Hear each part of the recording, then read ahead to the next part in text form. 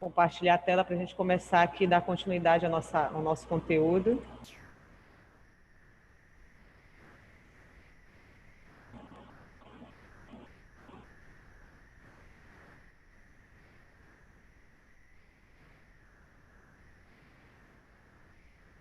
Estão conseguindo ver o compartilhamento? Todo mundo está vendo? Professora. Sim.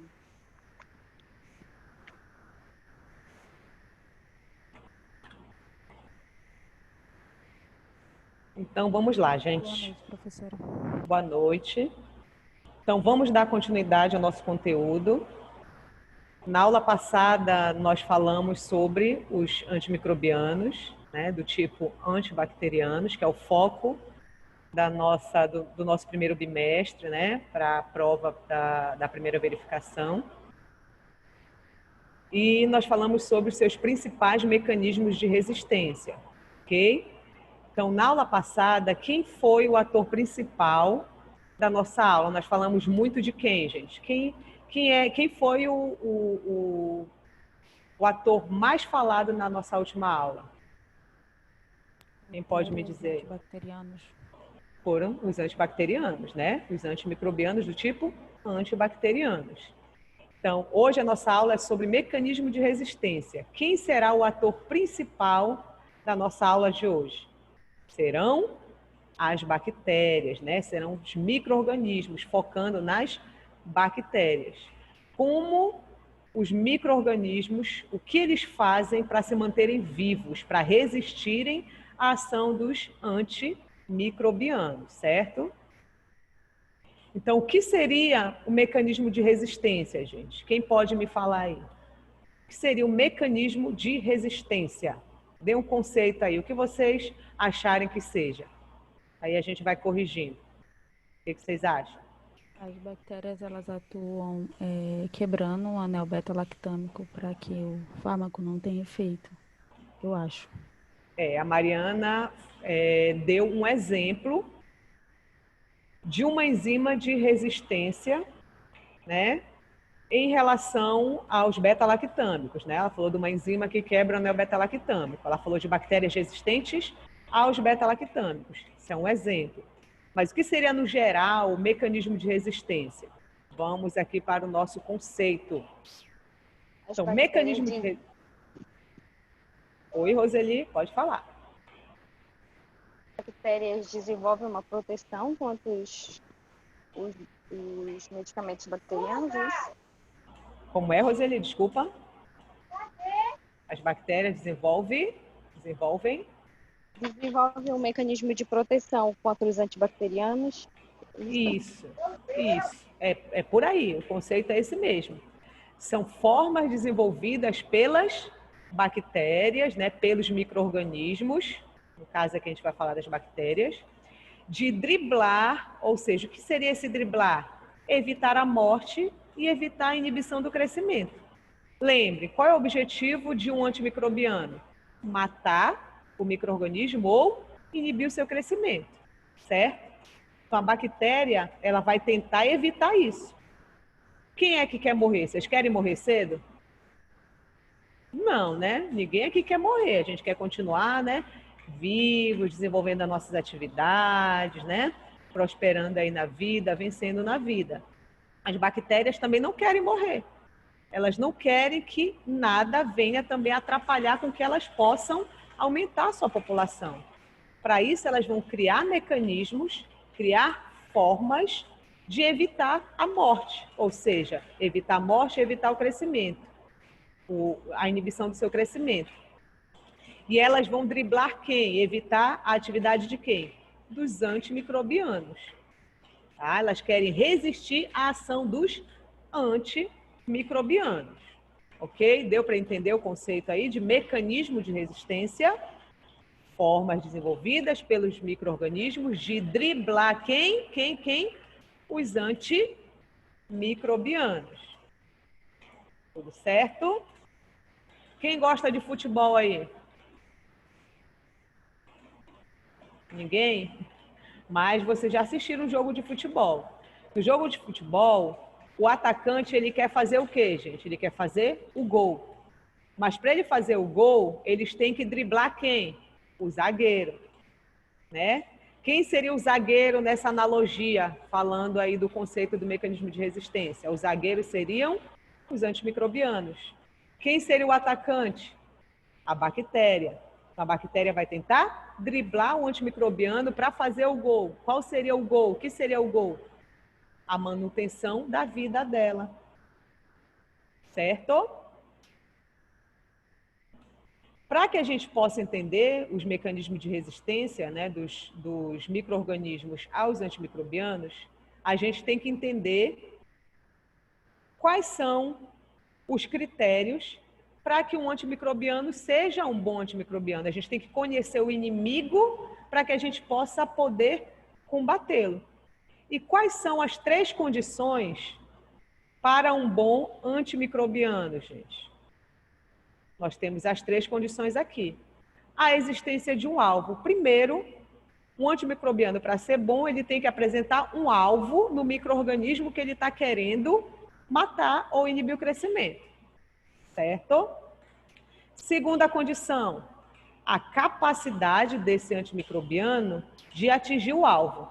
Não adianta eu ter um alvo se o antimicrobiano não consegue chegar nele. Concordam comigo? Sim ou não? Não basta ter o alvo. O antimicrobiano tem que chegar. Se ele não chegar, nada vai acontecer. A bactéria vai continuar viva. Tá? Terceira condição para que um antimicrobiano seja top, seja bom, é que eles não podem ser inativados antes de atingir o alvo, antes de chegar no objetivo deles. O objetivo dele é o quê? Chegar no alvo para matar ou inibir o crescimento da bactéria. Tá? Então, essas são as 3 condições para um bom antimicrobiano. Primeira, existência de um alvo. Segunda, capacidade de chegar no alvo, de atingir o alvo. Terceira, não serem inativados antes de chegar no alvo.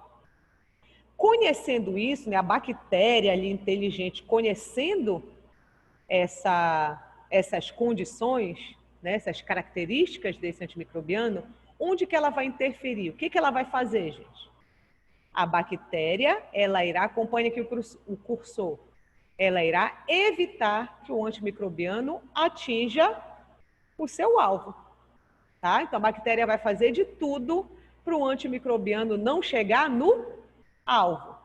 Certo? Até aí tudo bem? Estamos tranquilos? Sim, professora.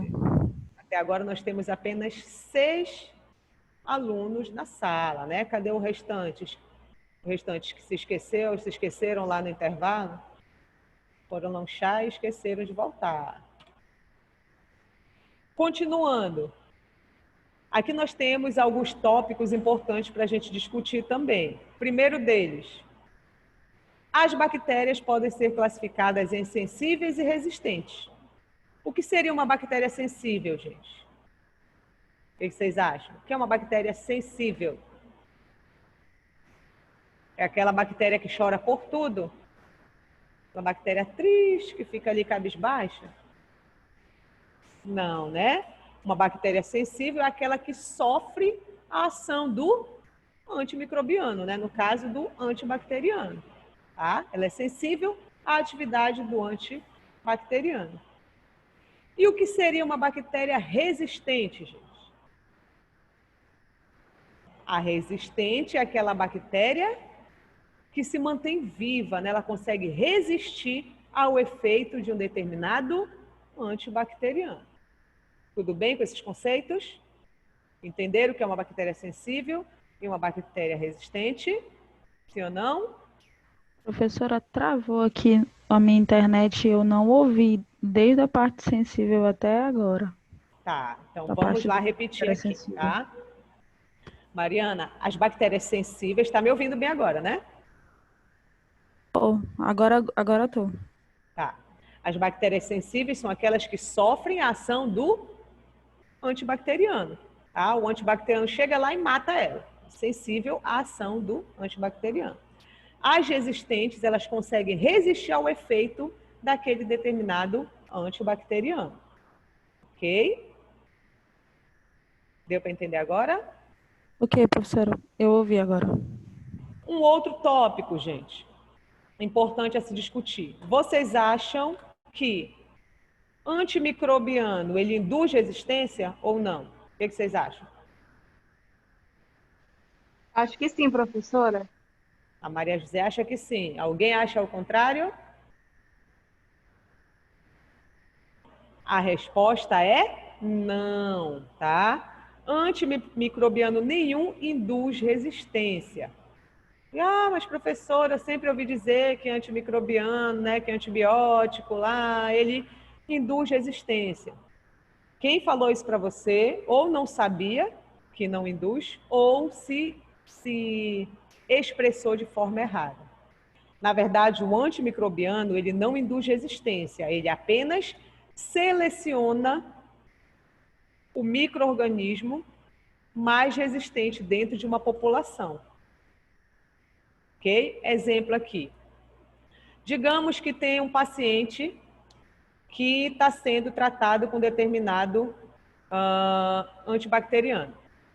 Aí esse paciente começa a administrar o antibacteriano e sente uma melhora. Quando ele sente essa melhora, ele para de tomar o antibacteriano. Por que ele sentiu a melhora? Porque diminuiu a carga bacteriana, né? Diminuiu a quantidade de bactérias, ele teve uma melhora. Mas o que aconteceu? Esse antibacteriano que ele tomou, ele não induziu resistência, ele matou as bactérias sensíveis. Matou as bactérias sensíveis, por isso caiu a quantidade de bactérias. Mas ele deixou bactérias resistentes ali. Tanto que, se ele parou o tratamento, mais à frente ele vai ter uma piora de quadro novamente, tá? Por quê? Porque as bactérias resistentes conseguiram sobreviver. Sobrevivendo, elas proliferaram. E aí aumentou a população bacteriana de novo e o paciente ficou mal novamente.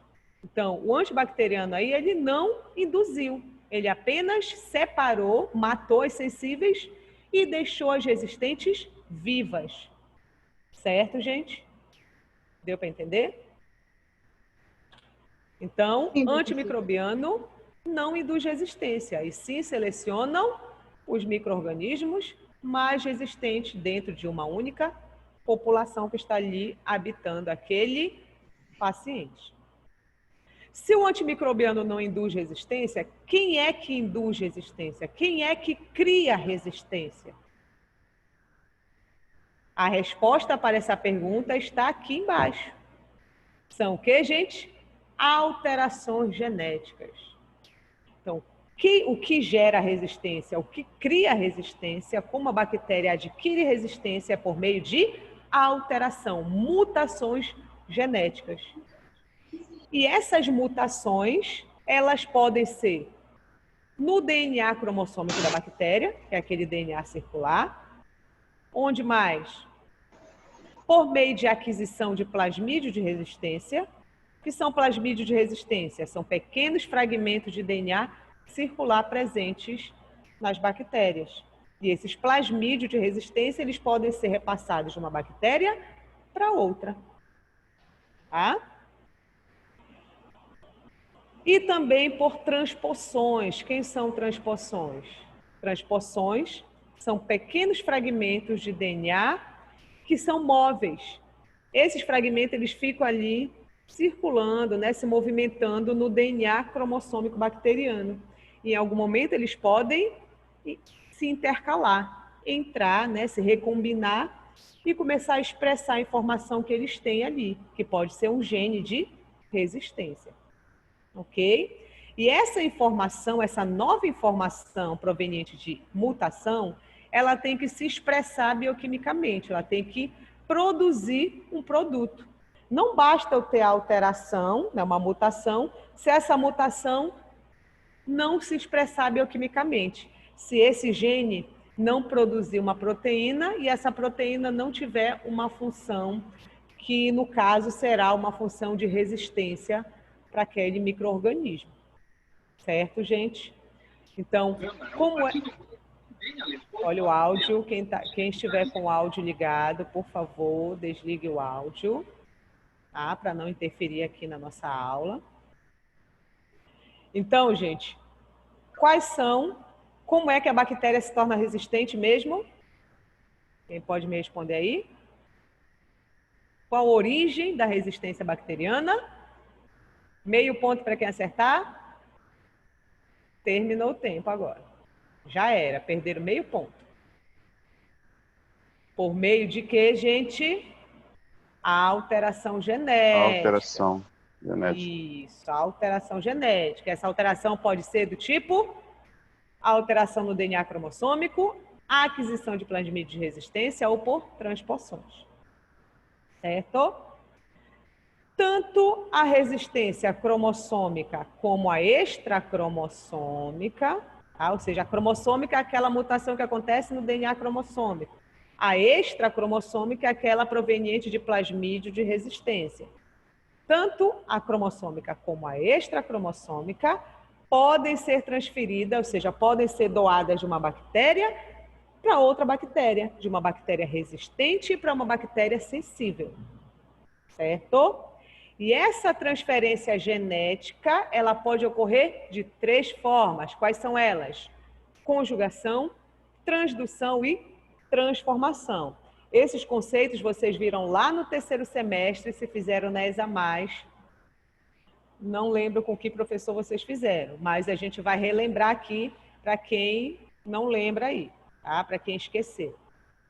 Como é que ocorre a transferência genética por conjugação, gente? A transferência genética por conjugação ocorre por meio da utilização de pile. O que é esse pile? O pile é uma estrutura tubular proteica que faz com que uma bactéria ela se conjugue com outra. Um tubinho, tá? Que conecta uma bactéria a outra. E aí uma bactéria doadora pode transferir um plasmídio de resistência para uma bactéria receptora. Certo? Então aqui no exemplo nós temos, olha, uma bactéria doadora e uma bactéria receptora. A doadora é uma bactéria resistente e a receptora é uma bactéria sensível. Aí essa bactéria resistente está transferindo o quê? Um plasmídio de resistência para a bactéria sensível.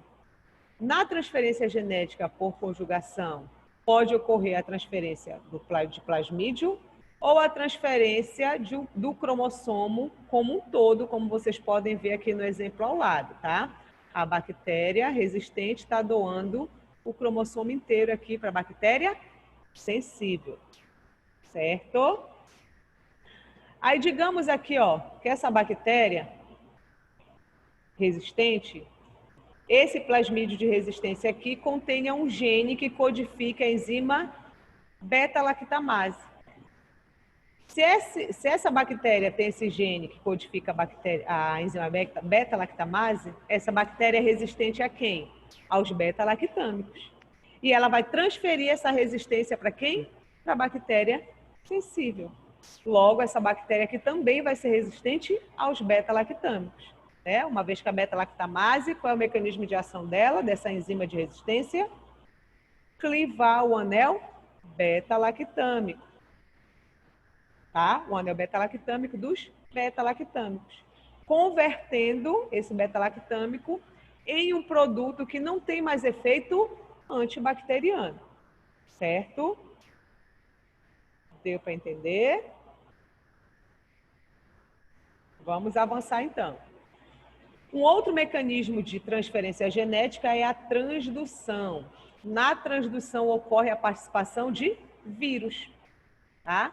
Um vírus que tem afinidade por bactéria. Então aqui nós temos um exemplozinho aqui para vocês. Nesse exemplo, nós temos aqui o vírus, que é um bacteriófago, porque tem afinidade por bactérias.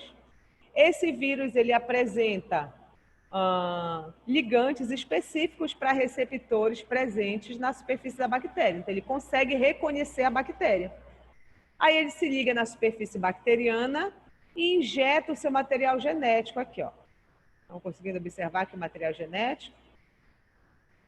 Quando esse material genético é injetado na célula, ele induz a célula a um ciclo lítico. O que é o ciclo lítico? É um ciclo que irá levar à lise celular, ao rompimento da bactéria e liberação de novos vírus, como a gente está vendo aqui, tá? Mas vamos voltar para cá. E aí, quando inicia-se esse ciclo lítico, ocorre fragmentação do DNA cromossômico bacteriano. O DNA cromossômico bacteriano é esse aqui, tá? Que está em marrom. Então, vocês conseguem ver aqui, ó, o DNA da bactéria todo fragmentado. Certo?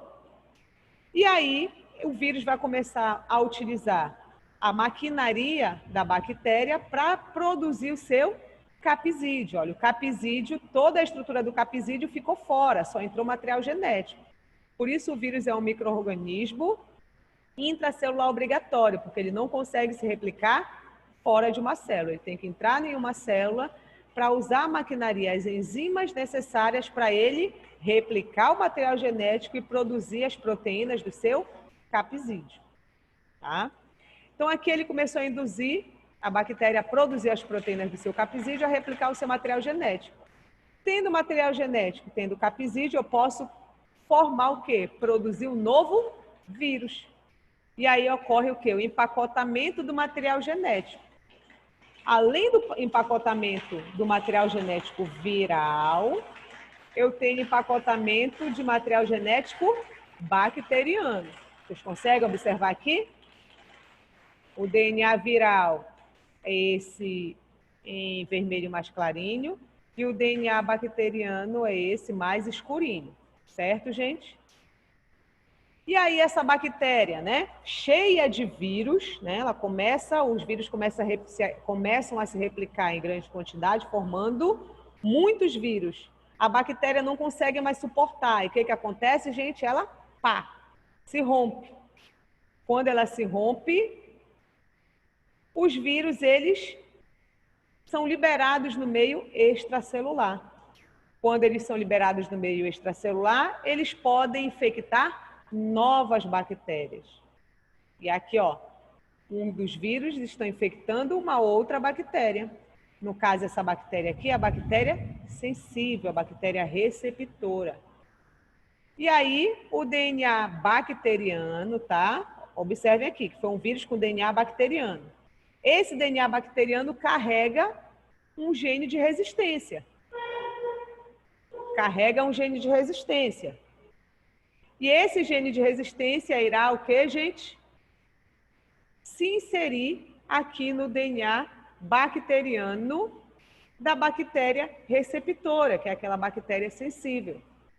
E aí essa bactéria, que era sensível, vai se tornar o quê? Resistente. Tá?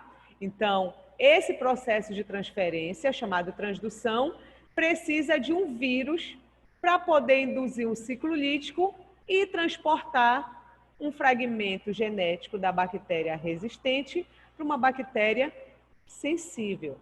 Ok, gente? Tá? Então, transdução envolve a participação viral. O outro mecanismo é a transformação. Na transformação, eu tenho aqui uma bactéria morta, tá? Essa bactéria morreu por algum motivo, sofreu ali um processo de fragmentação do seu material genético. Esse material genético é liberado no meio extracelular. Quando esse material genético é liberado no meio extracelular, ele é captado por uma outra bactéria. Tá? Essa aqui é a bactéria resistente, a doadora, e aqui é a bactéria sensível, tá? Uma bactéria viva que captou esse fragmento de DNA. Esse fragmento de DNA, ele sofre recombinação, ele se recombina com o DNA cromossômico, e aí essa bactéria receptora, que era sensível, se torna resistente. Certo, gente? Então, na transdução, eu tenho que morte bacteriana, né? Uma bactéria morta que doa fragmentos de DNA para uma bactéria viva que capta esse fragmento. Se esse fragmento ele tem um gene de resistência, a bactéria se torna resistente também. Ok? Tranquilo? Então, vamos continuar, tá? Então, aqui nós vimos o quê, gente? Que antibacterianos, eles não causam resistência, né? Quem causa resistência são alterações genéticas. Aqui nós vamos ver quais são os mecanismos que irão levar a essa bactéria expressar essa resistência que foi induzida por mutação, tá? Como é que ela expressa, como é que ela se mostra resistente lá para o antibacteriano que vai tentar matá-la? É por meio de 5 mecanismos. O primeiro deles é esse aqui, ó. Produção de enzimas que modificam a molécula do antibacteriano, tornando inativo. Exemplos são as beta-lactamases. Tá? As beta-lactamases, o que elas fazem, gente? Elas não modificam a estrutura química dos beta-lactâmicos? Sim ou não? Alô? Vocês estão aí? Sim, professora. A beta-lactamase, né, Mariana? Ela pega e cliva o anel beta-lactâmico lá daquele beta-lactâmico. Quando ela cliva o anel beta-lactâmico, ela modificou a estrutura química daquele beta-lactâmico, né? O anel estava íntegro e ele foi clivado, formando um produto que não tem mais efeito antibacteriano. Aquele beta-lactâmico conseguia fazer o seu efeito. Quando ele sofreu a ação da enzima beta-lactamase, que é produzida por bactérias resistentes aos beta-lactâmicos, o que aconteceu com esse produto? Ele se tornou inativo. Ele não tem mais efeito antibacteriano. E aí, o que acontece com a bactéria? Ela morre ou ela sobrevive? Sobrevive. Ela sobrevive, né? Ela vai conseguir sobreviver, por quê? Porque ela conseguiu inativar, né? Modificar a estrutura química do antibacteriano, tá? Esse é um mecanismo. Se eu pedir na prova, cite um mecanismo pelo qual as bactérias, né, o micro-organismo, expressa a sua resistência. O que vocês iriam me dar como resposta? Eu iria colocar a inativação do anel beta-lactâmico. Estaria errado. Tá, Mariana? Porque você me deu um exemplo, tá? Um exemplo do mecanismo. O mecanismo é produção de enzimas que modificam a molécula química do antibacteriano. Exemplo, beta-lactamase, tá? Beta-lactamase é um exemplo desse mecanismo. Já teve questão de prova assim, que o aluno errou porque ele colocou beta-lactamase ou colocou penicililase. Eu não pedi um exemplo do mecanismo, eu pedi um exemplo de mecanismo.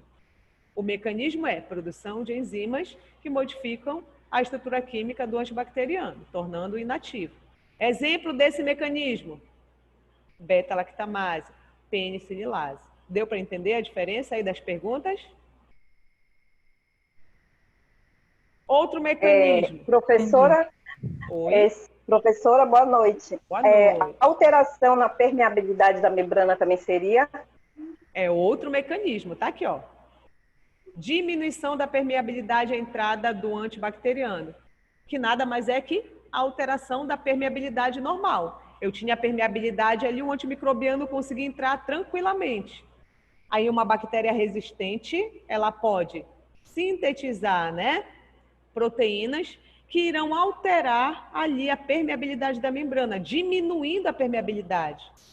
Quando eu diminuo a permeabilidade, eu diminuo a possibilidade do antimicrobiano entrar. E aí, entrando menos antimicrobiano ou não conseguindo entrar antimicrobiano, esse antimicrobiano não vai chegar no alvo. Não chegando no alvo, ele não faz o efeito dele e a bactéria morre ou vive? Hein? A bactéria vai morrer ou ela vai sobreviver se o antimicrobiano não conseguir entrar? Ela vai sobreviver. Ela vai sobreviver, isso. Tá? Ele vai entrar em poucas quantidades ali e aí a bactéria vai conseguir contornar, né? Continuar se dividindo ali e ela vai sobreviver. Tá, gente? Então, esse é o segundo mecanismo. Terceiro mecanismo, síntese de novas enzimas que não sofram ação do antibacteriano. Tá? Exemplo, digamos lá que, né, no mecanismo de ação das penicilinas, que é um beta-lactâmico, o que ela faz? Ela inativa a transpeptidase. Não é isso? Vocês que assistiram a minha aula, revisaram a minha aula, tá certo ou errado? A penicilina, ela inibe a transpeptidase? Sim ou não? Sim, a resposta é sim, tá? A transpeptidase é aquela enzima que faz a ligação lateral das cadeias de tetrapeptídeos da parede celular, né? Dos peptidoglicando da parede celular. Aí, digamos que uma bactéria resistente, né? Sofreu mutação, que é aleatória, né? Por meio de seleção natural, as mutações acontecem lá de forma aleatória e são selecionadas, certo? Essa bactéria codifica uma nova transpeptidase. O que vai acontecer? Ela tinha a transpeptidase 1, só que a transpeptidase 1, a penicilina vinha e inativava. E aí ela se tornou resistente e criou a transpeptidase 2. A transpeptidase 2 não é reconhecida pela penicilina.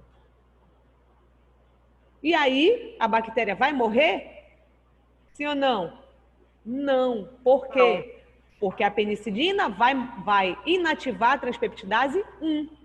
Mas a 2 vai continuar trabalhando. Vai fazer atividade que não pode mais ser feita pela 1. Certo, gente? Então, o que aconteceu aí? Síntese de nova enzima, que não sofre ação do antibacteriano. Ok? E, professora, então aí é a liberação das enzimas que vão interagir com o antibiótico, isso? Não é liberação. É a síntese de uma nova enzima que não vai sofrer ação. Tá? Uma enzima alternativa. É uma enzima que vai fazer a mesma coisa que o outro não faz mais. Tá certo? bom, obrigada. Quarto mecanismo, expulsão do antibacteriano da célula. Por meio de quê? Bombas de efluxo.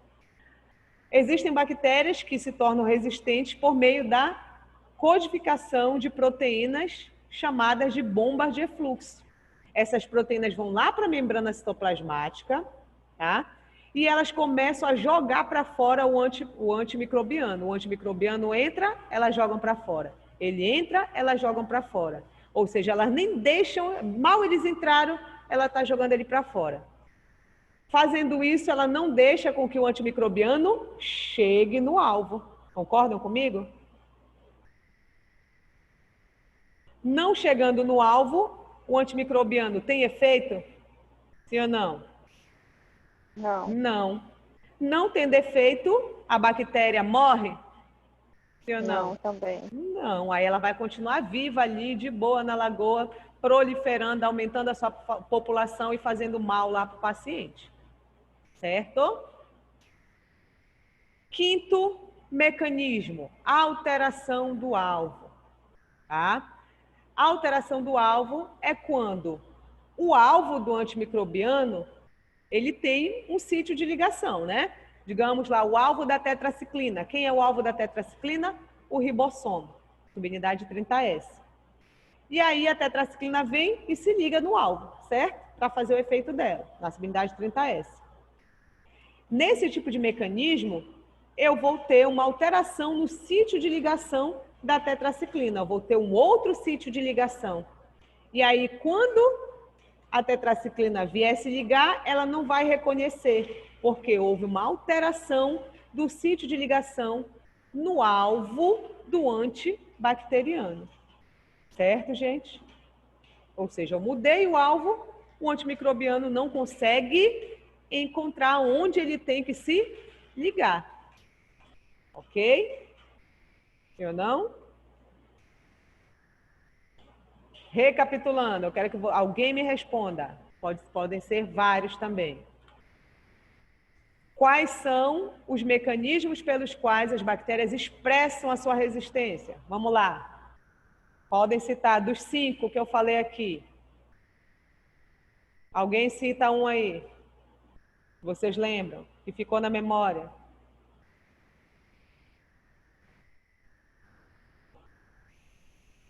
Hein? Vamos lá. Mariana. A Pode produção, falar. tá. É a produção de enzimas que modifica a molécula do antibacteriano, tornando inativo. O exemplo, Isso. beta-lactamase.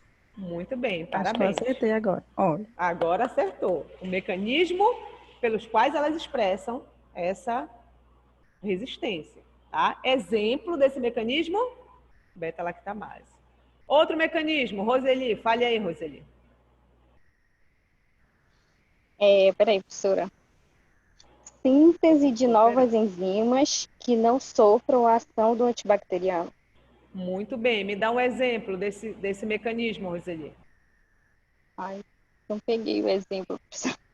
Transpeptidase, né? Alguma enzima, transpeptidase, RNA polimerase, DNA girase, alguma enzima alternativa que faça o efeito daquela que está sendo inativada, tá? Tá bom. Maria José, fale você aí agora. Um outro mecanismo.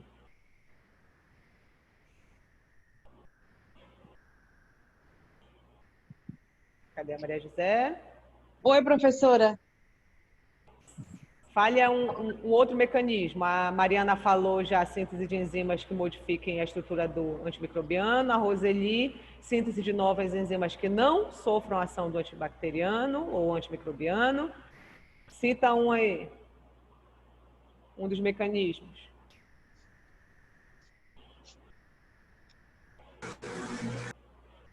Vamos lá, vamos lá, vamos lá.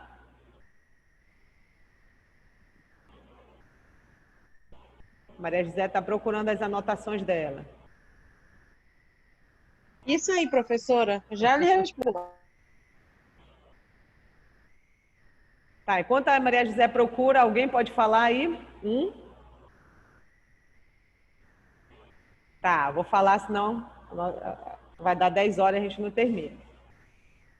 Outro é o que, gente? Bombas de efluxo, né? Proteínas que expulsem o quê? O antimicrobiano da célula. Ele nem chega a entrar, entrou, já está saindo.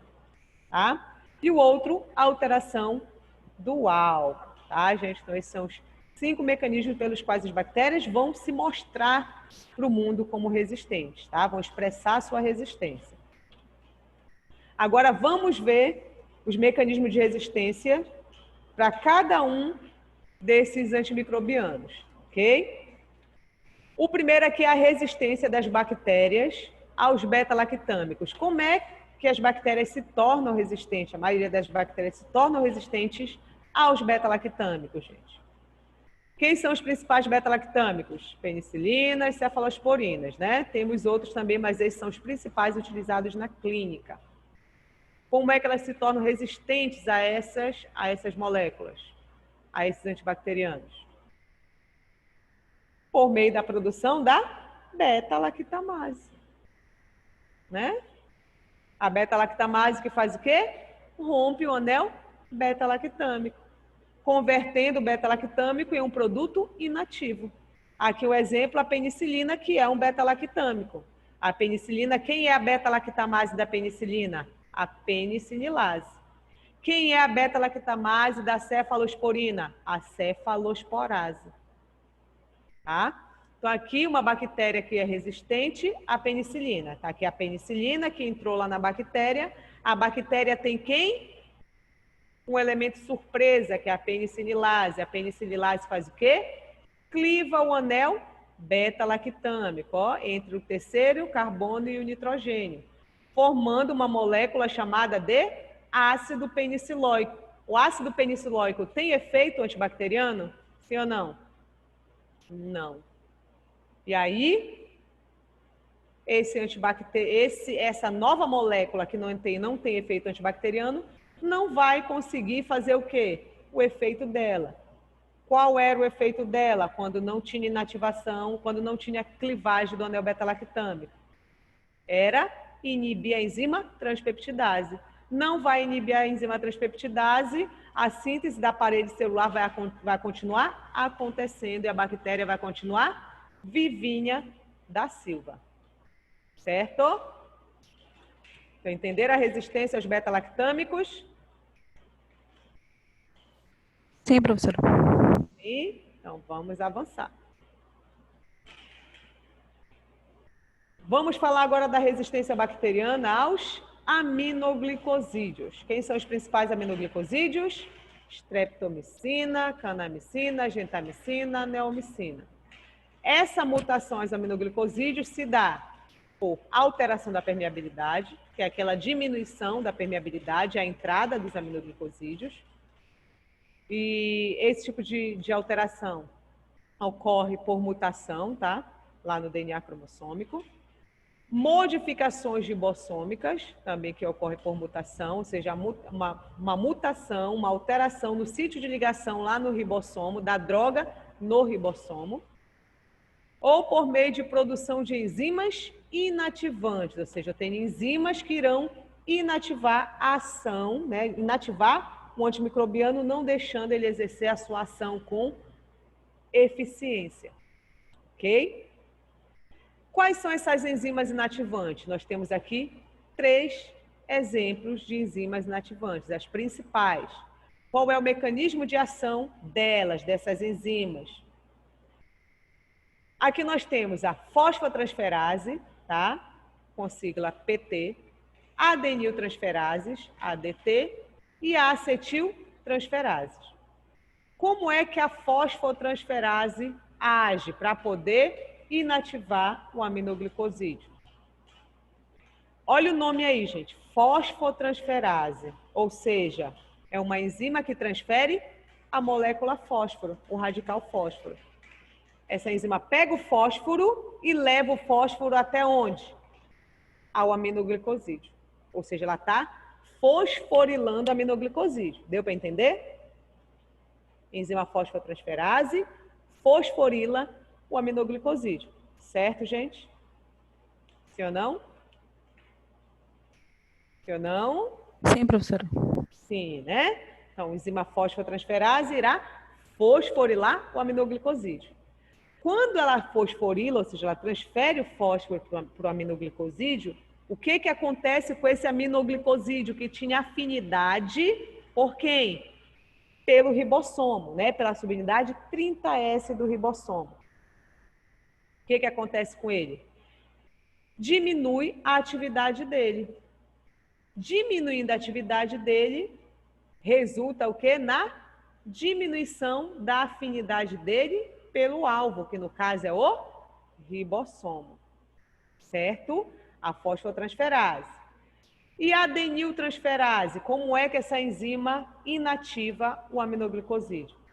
Se a fosfotransferase transfere o fósforo, a adeniltransferase transfere o quê? Que grupamento? Um grupamento adenil, ou um grupamento adenila, né? O radical adenil ou o radical adenila. Essa enzima pega o radical adenila e transfere para quem? Para o aminoglicosídeo. Pá. Ela adenilou o aminoglicosídeo. A fosfotransferase fosforila e a adeniltransferase adenila, certo? Quando a adeniltransferase adenila o aminoglicosídeo, o que acontece com o aminoglicosídeo? Ele também diminui a afinidade dele, né? A afinidade dele é diminuída em relação ao alvo dele, que é o ribossomo. Então, ele tendo a afinidade diminuída, a bactéria vai continuar sintetizando as suas proteínas, ok? E vai continuar vivinha da Silva. E a acetiltransferase, como é que ela age? Quem é que pode chutar? Eu já expliquei a fosfotransferase, a adeniltransferase. Fosfotransferase e fosforila. Adeniltransferase, adenila. A acetiltransferase faz o quê? Quem pode dizer?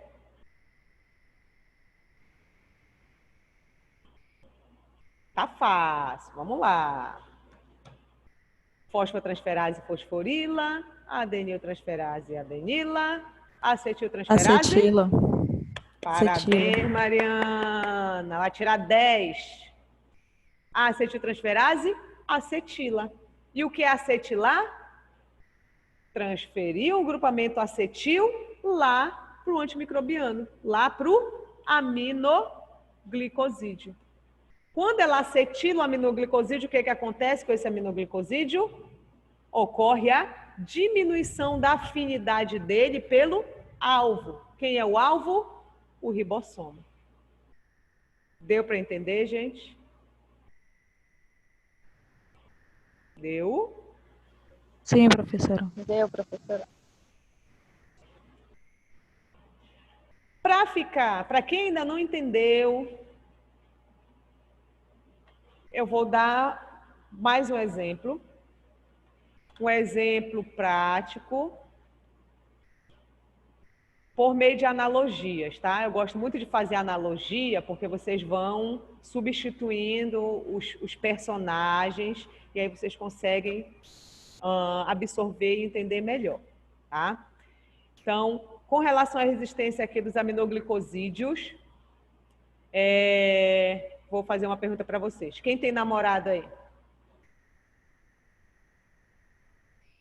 Ninguém? Todo mundo solteira? Muito comprometedor, professora. Melhor fazer outra associação aí. Tá, a gente pode só fazer uma simulação, tá? Vocês vão fingir que tem namorado. Quem pode fingir que tem um namorado na turma ainda? Roseli. Vamos dizer que a Roseli tem um namorado. Roseli tá aí? Estou aqui. A Roseli, me diga aí o nome de um colega seu da sua turma. Matheus. Matheus. Matheus está aí?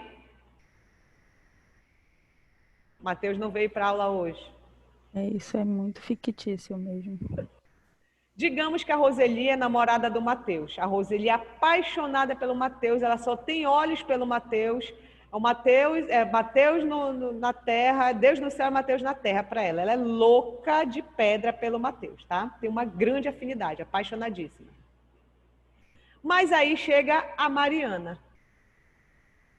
A Mariana chega e começa a mandar bilhetinhos para o Matheus, mandar o WhatsApp, dar presentinhos, né? E aí o Matheus, que era apaixonadão também pela Roseli, louco, apaixonado pela Roseli, ele começa a perder a afinidade, né? Ele começa a gostar menos da Roseli e começa a olhar mais para Mariana. Nessa analogia aí, quem é a Mariana? É uma das enzimas inativantes. Porque quando a Mariana chegou e fosforilou, Acho que eu vou ficar com acetilou. Vou ficar com acetilou. Fosforilou ou adenilou Matheus, o Matheus diminuiu a afinidade dele pela Roseli. Certo? Então, a Mariana, nessa analogia, é a enzima inativante, a fosfotransferase, a adeniltransferase ou a acetiltransferase. O Matheus é quem? O aminoglicosídeo. E a Roseli é o ribossomo, o alvo. Deu para entender? Sim ou não? Sim, professora, sim. Sim, professora. Ótimo. Então, continuando. Como é que as bactérias se tornam resistentes a tetraciclina, tá? Chegamos agora aqui na tetraciclina.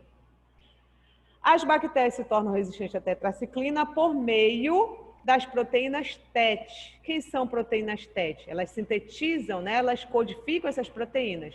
TET-A, TET-B e TET-C. São bombas de efluxo. São proteínas que ficam na membrana e vão jogar a tetraciclina para fora. A tetraciclina consegue entrar, mas quando ela entra, essas proteínas, essas bombas de efluxo, percebem que ela entrou e joga ela para fora. Certo? Ok? Não há evidência de inativação da droga. A droga, ela continua lá plena. Se ela conseguisse entrar, ela iria, a tetraciclina continua íntegra. Ela conseguiria chegar na subunidade 30S do ribossomo. O negócio é que as proteínas TETs não querem ela lá dentro e jogam ela para fora. Certo? Então, imaginem que as proteínas TETs... Maria José, você tem vizinhos que você não gosta de receber na sua casa? Professora, eu não sou muito sociável, então eu não tenho muitos vizinhos. Então a Maria José é um ótimo exemplo. Chegou, você já quer dar um jeito de fazer eles irem embora, né? Eles nem chegam, professora. Olha, é um ótimo mecanismo de resistência aí a Maria José. Vizinho não entra lá. Digamos que a Maria José seja a bomba de efluxo. O vizinho tenta entrar, a Maria José já está botando para fora. O vizinho chega, nem quer mais voltar para lá, tá? Porque a Maria José não vai deixar entrar. Tá? Então, bomba de efluxo são proteínas que jogam, transportam o antibacteriano para fora, assim que eles entram. Deu para entender? Deu. Como é? Ótimo. Como é que essas bactérias se tornam resistentes por meio desse mecanismo? Por meio da aquisição, em geral, aquisição de plasmídio de resistência, tá? Uma bactéria que tinha esse plasmídio de resistência que codifica essas proteínas, transferiu para essas bactérias e elas começaram também a codificar essas proteínas, tá? Essas bombas de efluxo. Um outro mecanismo, um outro tipo de resistência em relação ao clorafenicol, tá? Como é que uma bactéria se torna resistente ao clorafenicol? Em geral, essas bactérias, aqui, essa parte aqui é fácil porque vocês já entenderam a resistência aos aminoglicosídeos, é bem parecida. Quem é o alvo do clorafenicol? Porção 50S do ribossomo, tá? As bactérias resistentes ao clorafenicol, elas codificam a enzima clorafenicol acetiltransferase. O que a clorafenicol acetiltransferase faz? Ela transfere o grupamento acetil para quem? Para o clorafenicol. Certo, gente? Tudo bem? Clorafenicol acetiltransferase, ela vai acetilar o clorafenicol. Quando ela acetila o clorafenicol, ou seja, doa o clorafenicol, doa o acetil para o clorafenicol, o que acontece com o clorafenicol? Ele perde, tá? Lá no aminoglicosídeo havia o quê? Redução da afinidade. Aqui no clorafenicol ocorre a perda de afinidade pelo alvo. Certo, gente? E aí o clorafenicol não vai gostar, né? Não vai mais amar, não vai mais ter afinidade pelo alvo dele. Quem é o alvo dele? A porção 50S do ribossomo. E aí o clorafenicol não chegando, né? Não tendo afinidade, não se ligando no ribossomo, o que acontece com a bactéria? Hein? O que acontece com a bactéria? Rafael. Tá aí o Rafael? O que acontece com a bactéria, Rafael? O que acontece com a bactéria, Cristiana? Ih, foram jantar. Sobrevive. A bactéria sobrevive, muito bem. Ela vai continuar Vivinha da Silva, por quê? Porque o clorofenicol foi inativado, ele foi acetilado pela enzima clorofenicol acetiltransferase. Então, qual é o mecanismo da enzima clorofenicol acetiltransferase? Acetilar o clorofenicol, fazendo com que ele perca a afinidade pelo alvo dele, que é o ribossoma, a porção 50S. Ok?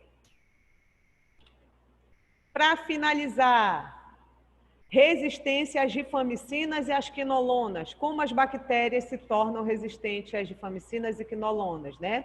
Quais são os mecanismos que elas usam para expressar essa resistência?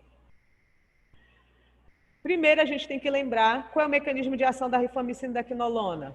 A rifamicina, ela inibe o quê? A enzima RNA polimerase.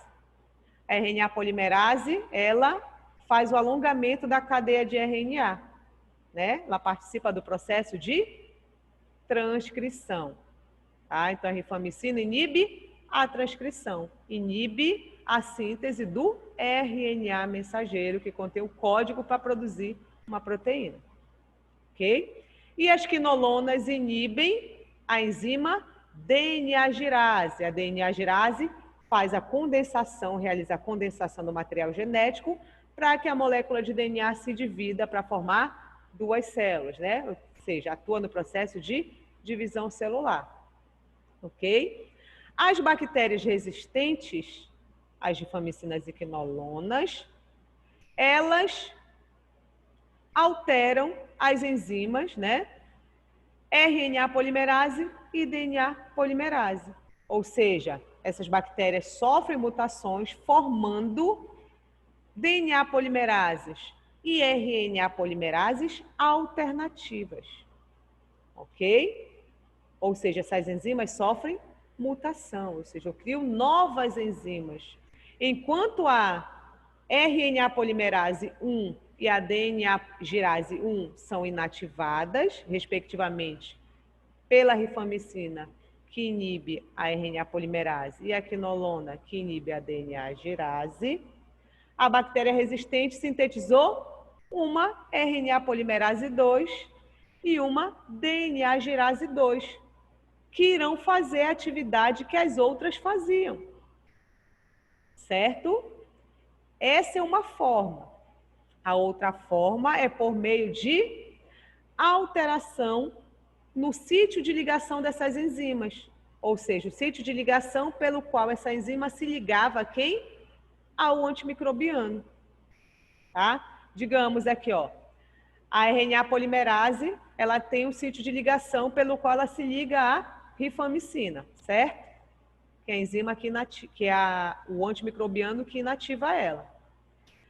Se a bactéria resistente sofrer uma mutação que altere o sítio de ligação da RNA polimerase à rifamicina, a rifamicina não vai mais reconhecer a RNA polimerase.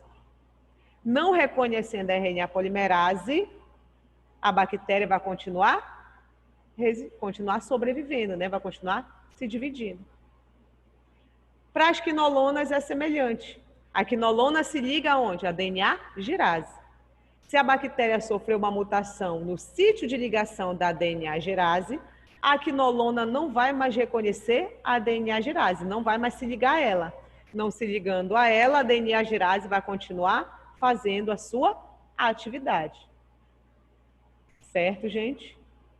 Logo, essas mutações, essas alterações genéticas nessas enzimas, fazem com que essas enzimas não mais se liguem a tais drogas, protegendo dessa forma o micro-organismo que vai continuar ali proliferando à vontade. Certo? Ok, ainda tem alguém aí? Certo, professora. Sim, professora. Deu para entender? Então, gente, por hoje é só, tá? Até a nossa próxima aula e boa noite para vocês, tá bom? Para a próxima aula, eu vou enviar um material. Lembra que eu falei dos 3 pontos da atividade? Eu vou enviar Sim, uma professora. atividade para vocês. Essa atividade será em grupo de 8 pessoas, tá? Já vão formando os grupos. E eu vou mandar tudo descrito para vocês, explicadinho, quando eu for postar essas questões lá no portal de vocês. Tá certo? Então, boa noite, gente, e Boa noite, professora. Até a Boa próxima até a aula. próxima professora. aula, tá? Tchau, tchau.